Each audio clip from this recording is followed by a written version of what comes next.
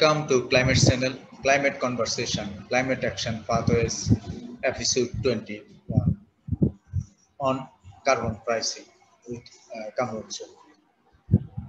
Today we have had the report launched on carbon pricing and net zero. What is carbon pricing? Why it is so important, especially to our race to net zero.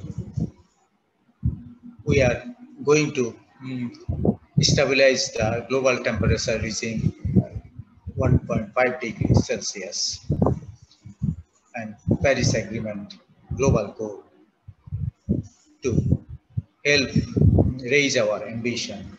And to keep that ambition alive, we need to cut back global emissions, greenhouse gas emissions. And for that, we need to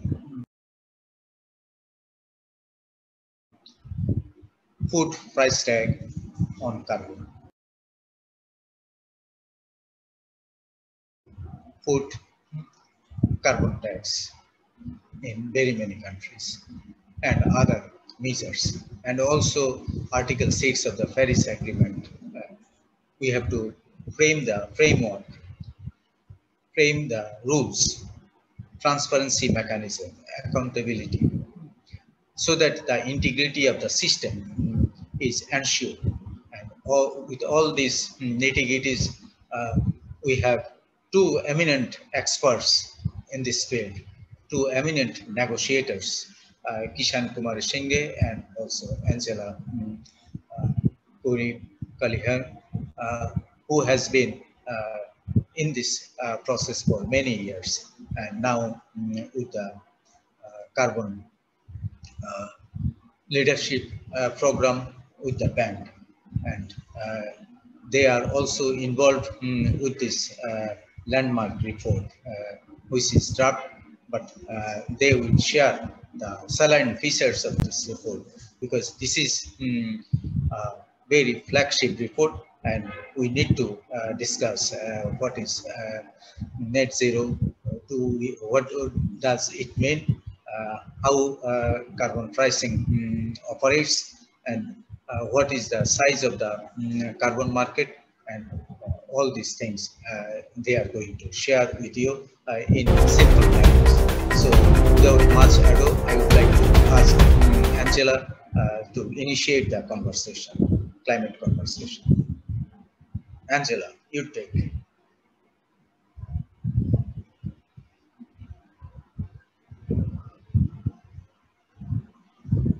Thank you, Quamrul, and thank you for inviting me to join you today. As you say, I work for the Carbon Pricing Leadership Coalition, which is a voluntary initiative that is hosted at the World Bank. Prior to this, I worked with Quamrul and Kishan in the context of the climate negotiations, where I was part of the Swedish delegation. So today I will just speak very briefly about a report that a draft report we have just released.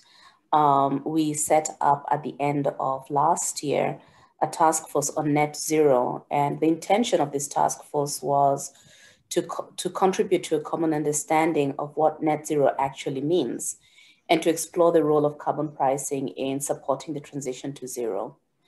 A central focus of the task force work was looking at the nexus between the commitments and strategies of national and subnational governments, as well as those of the private sector, including investors and banks. This work built on previous work that we have done, notably the reports of the High-Level Commission on Carbon Prices in 2017 that explored what level of carbon prices would be needed to deliver on Paris. And another one, the High-Level Commission on Carbon Prices and Competitiveness in 2019, that looked at how carbon prices and climate policies affected the productivity and competitiveness of companies, especially that are emission intensive and trade exposed. So the work of the Commission also has benefited from other ongoing initiatives. We have looked at work that's been done through, for example, the Glasgow Financial Alliance for Net Zero, that brings together asset owners, managers, and banks, the Science Based Targets Initiative, the Mission Possible platform, as well as the World Economic Forum's Net Zero Challenge. So just a couple of more words on the task force. It basically is a diverse group that has representation from all world regions and across key sectors.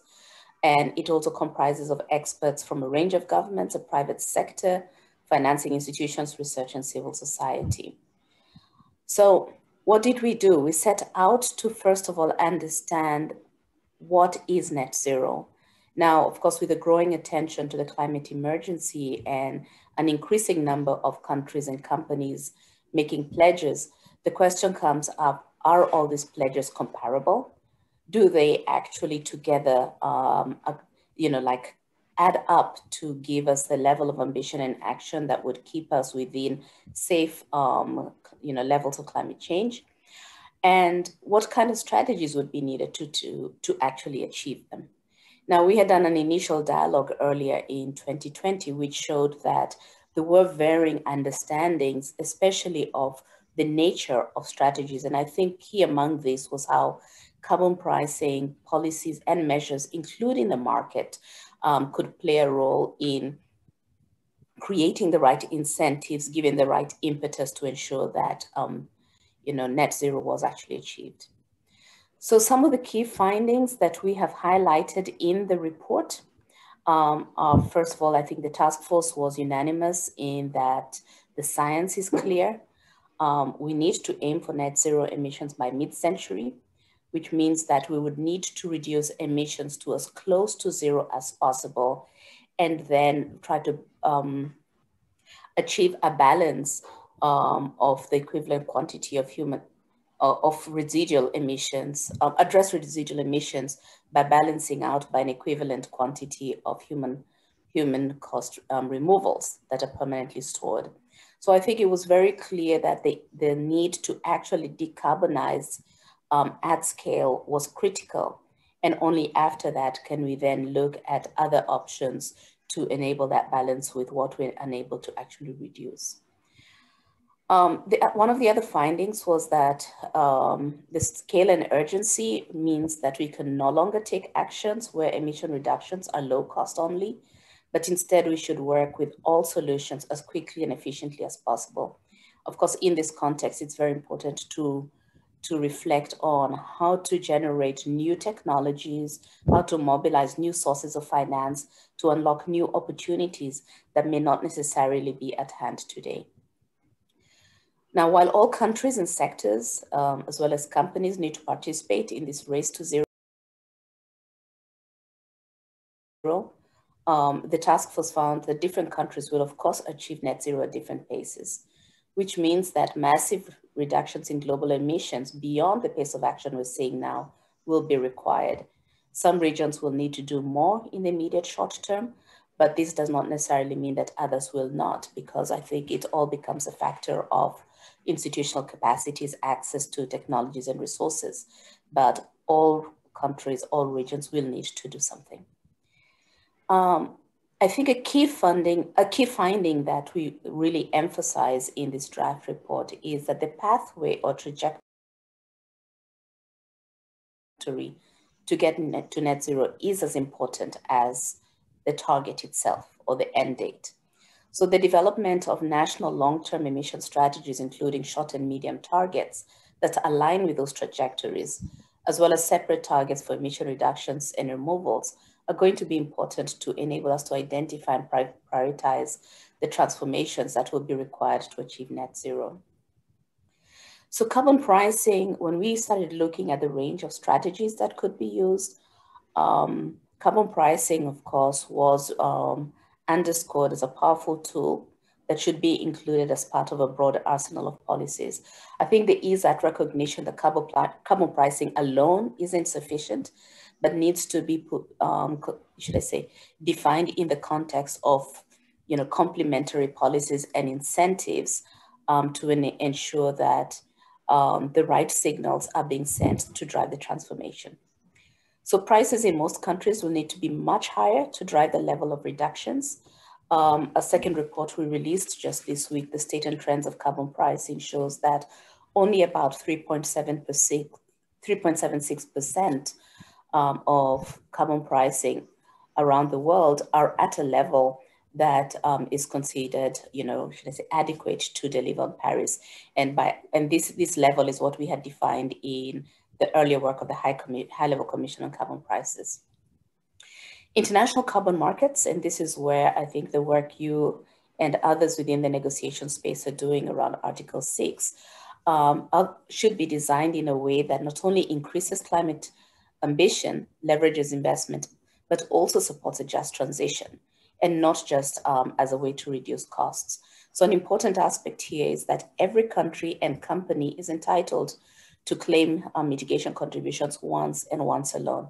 I know the whole issue of the claims is a challenging one, but I think there is a clear understanding that there should be no room for double counting when utilizing some of these flexible mechanisms. Governments and private sectors should also look to reduce their own emissions before investing in reductions and removals elsewhere.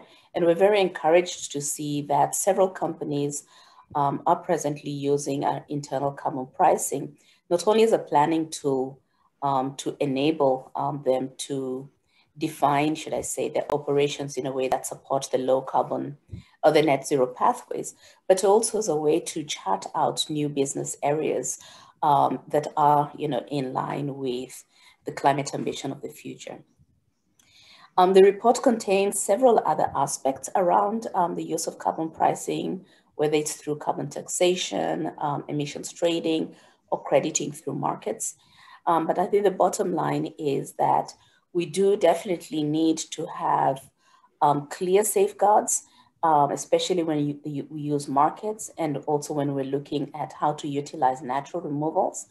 And also that it will be important to have some consensus around comparable metrics and standards around net zero targets that will enable us not only to hold our governments and private sector actors to be accountable, but to enable us also to monitor the progress that we make as we move towards 2030 and onwards towards 2050. So I think I will stop there in terms of some of the highlights from the draft report.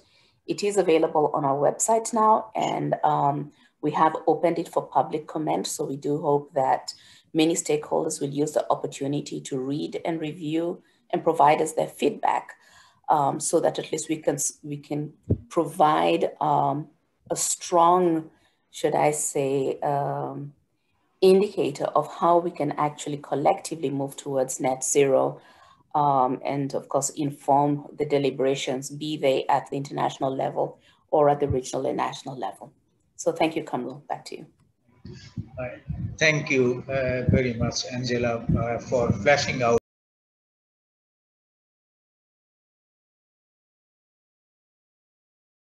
some of the salient features of the report on net zero and carbon pricing.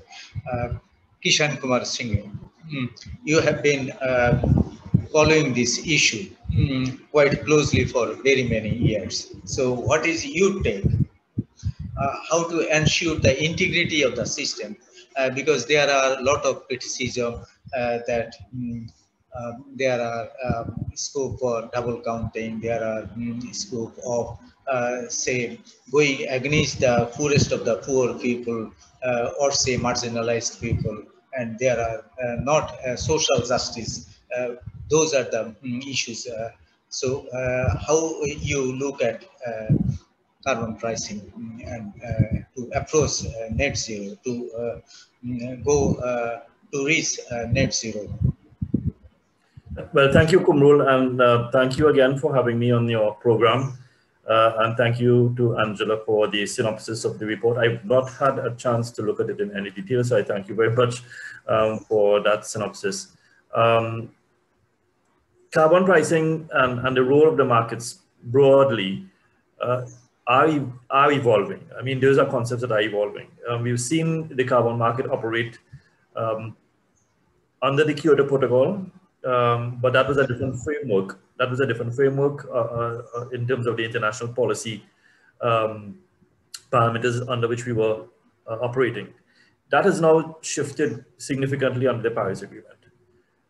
So the application of carbon pricing to achieve the objectives of the Paris Agreement needs to be carefully thought out. And I think the report by CPLC that Angela had alluded to is very useful in this regard, because I think it covers all of the relevant issues that needs to be considered in utilizing carbon pricing and the market by extension to maximize ambition to reach the Paris goals. So I think it should be recognized that carbon pricing, as Angela said, or carbon markets will not be the answer to achieve Paris. And I think if we understand that, designing carbon pricing mechanisms must be done in such a way that not only makes it effective and significant in contributing to the goals, but it must be done in a way that is designed for everyone to take part, so that everyone can contribute using carbon pricing mechanisms, if they choose to, in an equitable way, in keeping with the nationally determined sort of bottom-up approach that the Paris Agreement allows for, and for which every country needs to play a part. So the evolving discussion, I think, has matured from where it has been. I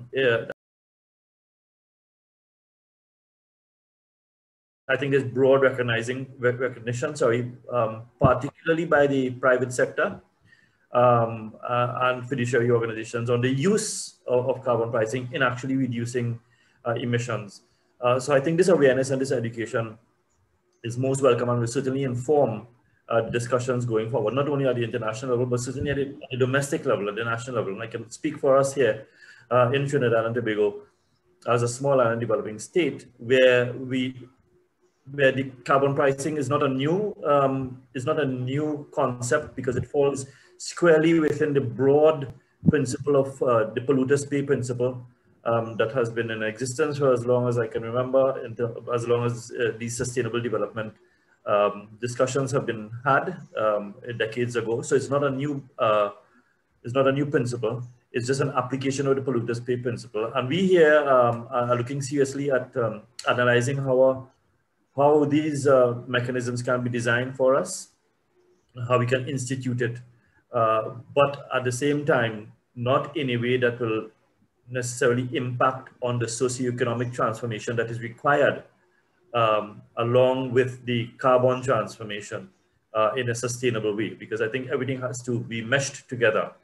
And therefore, the just transition aspect of it needs to also carefully take into consideration any impact of carbon pricing on potential fallout. And we are at the moment now finalizing our just transition policy in tandem with the development of carbon pricing options. So this report, again, I think is very welcome, and that will cite some examples and provide broad guidance on how these things are needed to be on the table and need to be considered in formulating any carbon pricing approach. So I think these are some of the challenges for countries. It should be designed in a way where countries can actually contribute by instituting carbon pricing mechanisms and participating in the carbon market, but not disadvantage their own transition, which again will go against the basic principles of the Paris Agreement and the Sustainable Development Goals.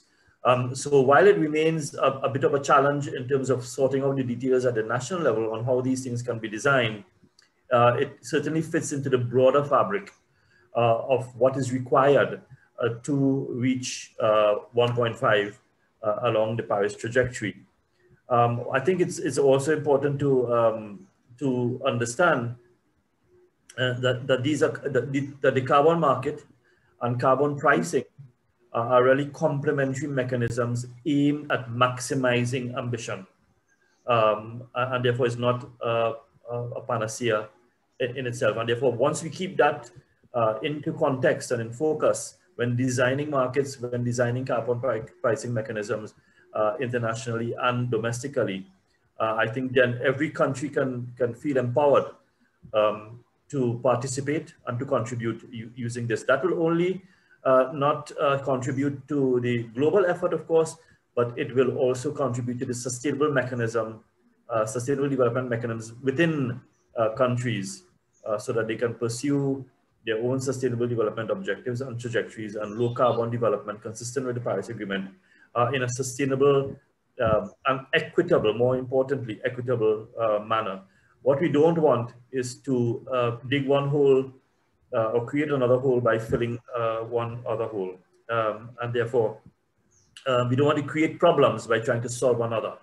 And therefore, any approach to carbon pricing has to take all of these aspects into consideration at the national level primarily, and feed into the global framework, so that every country, like I said, is felt empowered and is made to be empowered under the Paris Agreement, and participate meaningfully, not only to the global benefit, but also to the national benefit. So I could come back, of course, to elaborate on a few points if there are any questions.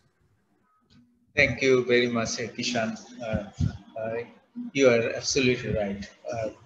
Carbon pricing is not a metaphor. We have to ensure the integrity of it, integrity of the system, and it can, of course, deliver end result to our race to net zero. But if there are faults, then of course we have pitfalls.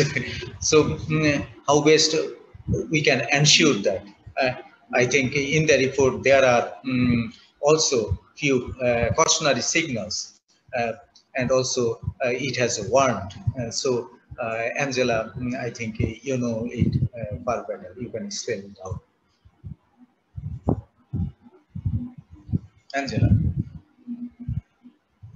Sorry, I missed the question. So, carbon pricing is not a metaphor. It can be, it can deliver net zero, but the system should be part of the integral system, and the integrity of the system is essential to ensure that and if we can't ensure that, then there will be a lot of pitfalls, and market will be distorted. Distortions will also create anomalies and also the imperfections, and that will lead to chaos.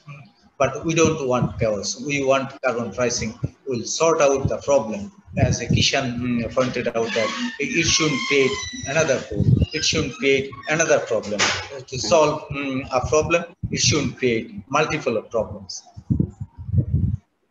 No, and that's no. That's actually true. And but I think one thing is it's really important to recognize that no country defines a carbon pricing policy in isolation.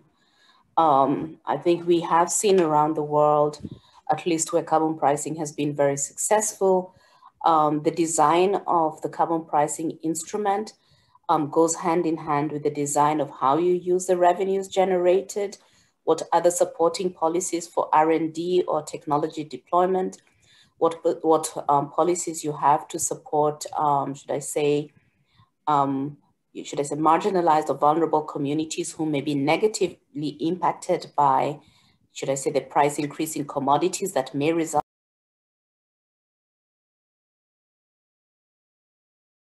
from a carbon price.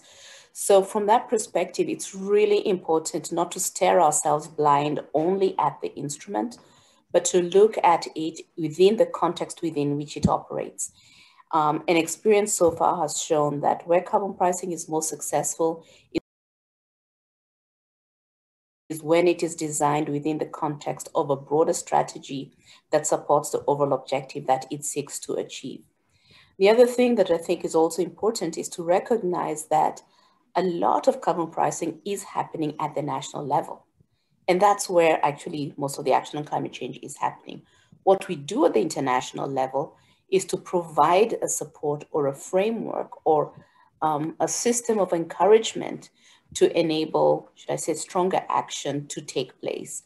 And therefore, countries already now can actually start putting in place, or should I say, some are already putting in place relevant measures to price carbon that will actually help drive their climate ambition. So it is really important to think in terms of that bigger picture context within which it operates. I think there's a point Kishan raised, which is really important and should be, should I say, at the front and center of discussing not just carbon pricing, but any climate policy. And that is, how does this affect people, especially the more, should I say, vulnerable people within societies, the poorer households, those who are working in sectors that will need to massively transform, and how do we plan for change? And I think carbon pricing does offer us a good opportunity in the sense that this is a policy that can generate revenues, which, if well utilized, can enable a process of change, whether it is through investing it in new job opportunities,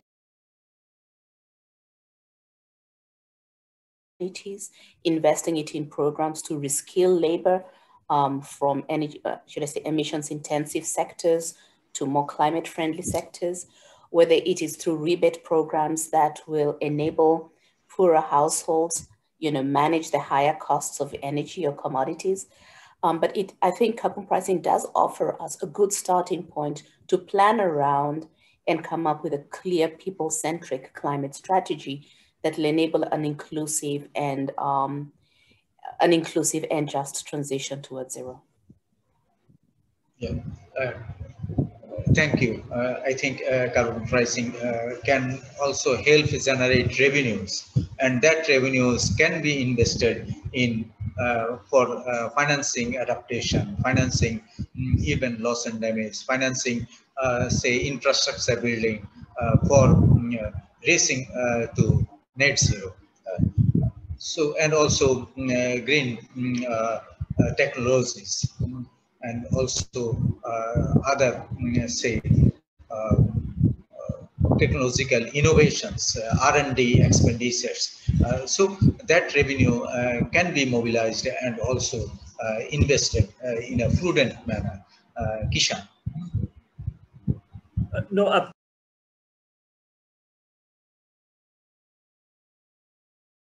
absolutely. It can't be done in isolation, and it can't be done with a narrow focus. In keeping with the recognition that it's complementary to ambition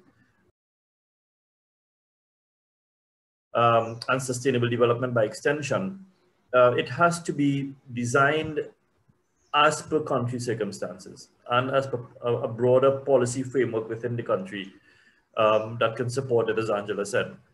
So for us here, for example, our intention has been to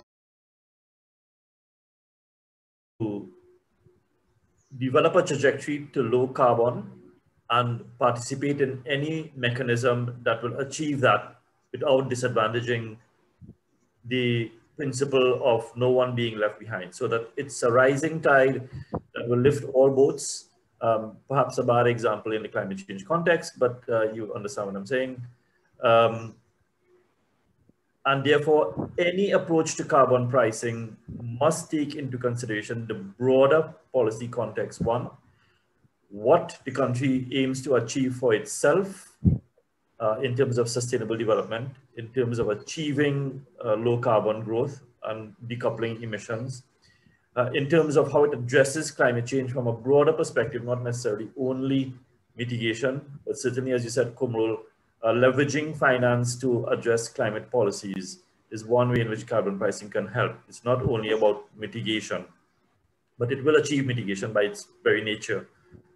So all of these things have to be placed in the same pot, as it were, to achieve something that is palatable for all and every citizen in every country and every sector, so that the growth can be holistic, can be complementary, can be synergistic, and can increase ambition going forward so that we achieve the objectives of the Paris Agreement. Environmental integrity is something that has come up basically in the discussions on the market mechanisms under Article 6 in the Paris Agreement, for example. I don't want to get into negotiations because I still wear a delegate hat, so I'll leave that out. But I think there's broad recognition of the principles under which such markets are needed to be designed, and therefore, as Angela said, the bottom has to meet the top seamlessly, so that there is no there's no disconnect with what is being done at the international level with what can be achieved at the national level. So designing carbon markets in this new paradigm of Paris Agreement, where double counting is a risk, where environmental integrity needs to be maintained, it has to be carefully designed so that those who want to participate voluntarily as it is can participate and are empowered to participate. So that design also has to bring that aspect of the carbon market into perspective and into a functional operationality, if you want, so that it will empower those economies that may lack the scale, for example, to equally participate and contribute to the ultimate objective. So I think that the conversation continues. The report by CPLC is a great report. I think even though I have not read it, I just skimmed through it. It does provide a good foundation, a good template, a good set of analysis that can be used, in my view, by any country in their context to build upon in creating market mechanisms and creating carbon pricing mechanisms within their own constituencies, their own countries, to achieve low carbon growth, but also to contribute to the broader international objectives of net zero going forward. The value of carbon pricing in the market should not be discounted on the basis of its complementarity, one, or the issues that are being discussed now internationally, but recognized for its value and maximized on that basis. Thank you, Kishan, for spelling out a lot of more issues which are crucial to ensure the integrity of the system and also maximize the benefits for the social good, for the welfare of the people, and also ensure that race to zero can be ensured through this process, through this instrument, because this is a tool. This is not. This is a means to the end, for the end. Angela, what is your last word? Well, I think, as Kishan says, this is an important tool, and I do agree with you. Carbon pricing is not an end in itself. It's a means to an end, but it's an important means because it does recognize that carbon has a cost on our societies and on our economies. And we need to take this into account in all our planning to ensure that we actually manage those costs, especially where they impact our societies adversely. So I do hope we can get as many people as possible to read this report. Please share with us your feedback. We will be finalizing it and officially launching it in September. And of course, through the Carbon Pricing Leadership Coalition, we will continue engaging with different stakeholders to explore how we collectively can work together to put in place the right policies at the right levels for the right actions. So I'll stop there. Thank you. Thank you very, very much, Kishan and Angela, for sharing your take on carbon pricing and also race to net zero. Ambition, it is our hope, it is our expectation that our planet will be protected, safe by ensuring 1.5 degree global temperature rise regime as agreed in the Paris Agreement. So with that, we will stop here, end this conversation episode 21. Thank you very much, Kishan and Angela. Thank you very much. Thank you very much. Quamrul. Thank you.